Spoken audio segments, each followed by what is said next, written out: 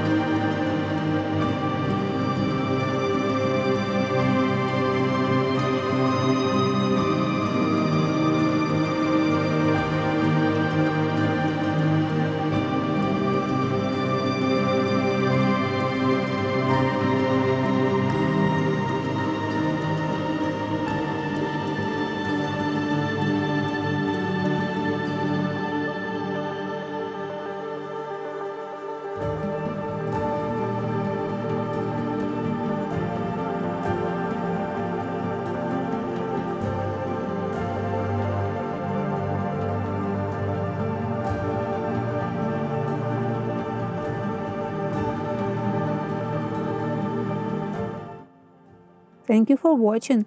Let me know in the comment section below which book would you like to flip through in the next edition.